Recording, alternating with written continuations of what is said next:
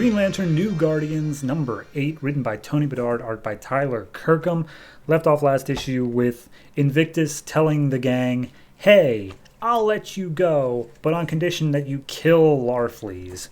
And this issue picks up completely separately on the planet Korugar, aka Sinestro's homeworld, and the weaponer of Quard, aka the guy who invented Sinestro's power ring and the Yellow Lantern Corps and all that. He's being tried on crimes of, doing those things. And everyone's chanting for his death, and as they're about to execute him, Arkillo shows up and frees him, and he's like, hey, where's our central power battery? Where in the hell is Sinestro? And then we cut back to 1 hour earlier, where the gang is leaving the orrery, and basically it's just confirming that, yes, Kyle did say he would kill Larfleeze, but he didn't really mean it. He was just hoping to get out of that place just so they can go out and charge up their power batteries, because they're all running on fumes. He tells Galanius, hey, Galanius, even though I said I wouldn't be doing this, don't tell Larfleeze. And Galanius is like, righto, got it, totally won't. Bleeze is very upset that they're, not doing more about this, because, she just got there. She hasn't been around for this whole thing. She's like, what, we're already leaving? God damn it. So, cut to, they escape the orrery. They finally get some signal back in their rings, and immediately Arkilla's like, hey, where's my power battery at?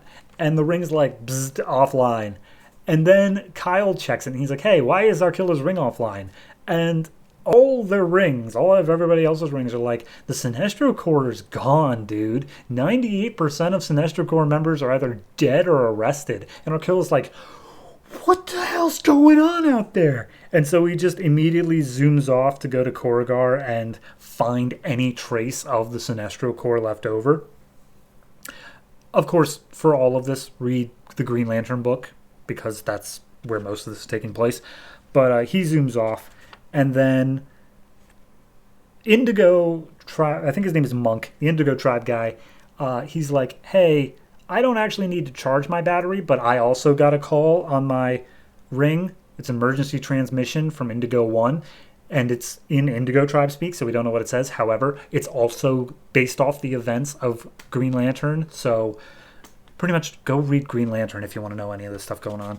So Kyle's like, all right, hey, I got to go charge up my ring. Glomulus doesn't really need a charge. Bleeze is pretty much at 100%. Saint Walker's got to go do his thing, and Fatality's got to go do her thing. So, me being Kyle, Bleeze, and Glomulus are all going to go to Earth and get back to his power battery, which picks up in the events of Blue Beetle. So read that if you haven't. This is just like a little mini tie-over book for everything.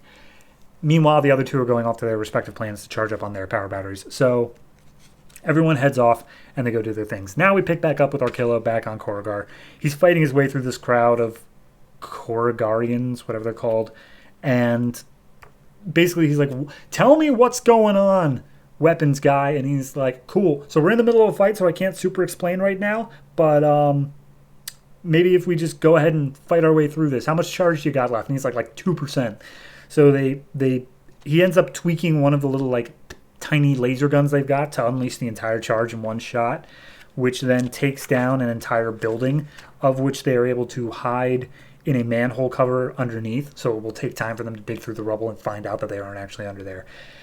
But he's like, all right, look, here's the thing. They're not going to stay for over long. I will tell you everything you want to know, but first, let's go find my secret project that I have hidden down here. Cut to Fatality on Zamaron, home of the Star Sapphires. She's charging up, and she's like, hey, so I know you wanted me to go find that busted ring, but a lot of weird stuff happened, and we found an angel named Invictus. And they're like, oh, you Invictus? Yeah, no, don't mess with him. He's got something big going on. But if you're saying he came through a black hole, that's not actually within Invictus's power, so somebody's helping him on this side. So a little bit more mystery. Going back to Arkillo and just saying the story of basically what happened in Green Lantern, where Sinestro went back to the Green Lantern's side because the Yellow Lanterns weren't following his rules while he was gone. He destroyed the entire Corps, more or less, and took their battery hostage. And now the Sinestro Corps is basically defunct, and The weapons guy only managed to survive because he just took off his ring as soon as he saw Sinestro was ripping through everybody, and he went into hiding. So, yeah. So anyway, Archillo doesn't believe it because he's like, no, my master, Sinestro, he would never, how dare he, blah, blah, blah.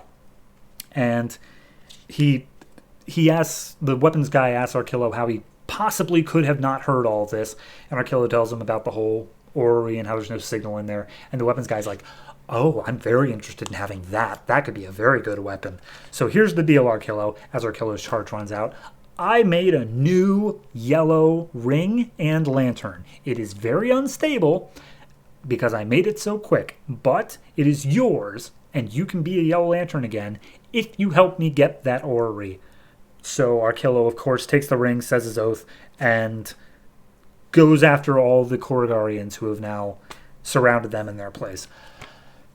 And that's it. That's where the issue ends. It's good. It's fine. It suffers from the thing of all these other books are doing things and they feel like they're one tier above this book. So this one feels like it's kind of just forced to throw its characters over to deal with the things that other writers are handling. That being said, I like the way that it's doing it. Like the Yellow Lantern Corps in a different book has been effectively shut down. And so this book that was messing with the Yellow Lantern, whether they had a say in that or not, it feels like, okay, what would be the natural reaction to that? And he doesn't have a charge and he needs to get a new way to get a charge. And so they introduce this new ring that's not reliant on Sinestro. I like that. It's a good way of dealing with it. I feel that it's a sign of a good writer when they're put into a corner and they have to actually write their way out of it. And they do so without just random contrivances. It is a little bit of a contrivance to have the weapons guy have a just spare ring around, but I think they justified it well enough throughout the story.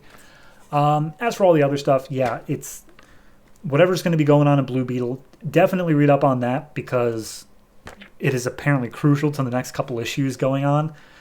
But overall, it's just a kind of a, okay, we got out of arc number 1. Let's figure out what we're going to be doing in arc number 2. But right now, it's a literal recharging period.